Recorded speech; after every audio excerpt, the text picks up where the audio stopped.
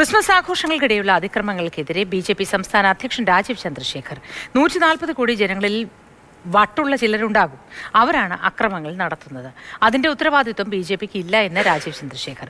പ്രധാനമന്ത്രിയുടെ സന്ദർശനത്തിൽ വിശ്വാസികൾക്ക് ബുദ്ധിമുട്ടുണ്ടായെങ്കിൽ മാപ്പെന്നും രാജീവ് ചന്ദ്രശേഖർ പറഞ്ഞു.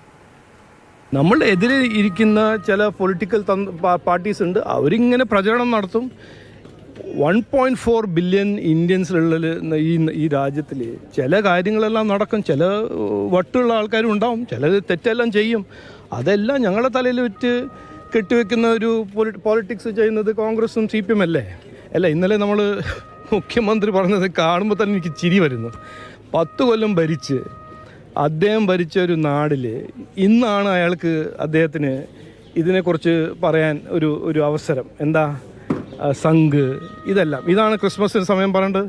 ഞാൻ 10 കൊല്ലം ഭരിച്ചു, ഞാൻ ഇതെല്ലാം ജനങ്ങൾക്ക് വേണ്ടി ചെയ്തു, ഇതെല്ലാം ചെയ്യേണ്ടത് പറയേണ്ടത്. അതൊന്നും ചെയ്യാണ്ട് ജനങ്ങളെ ശ്രദ്ധ തിരിക്കുക, ജനങ്ങളെ വെടിയാക്കാൻ ഒരു ശ്രമം.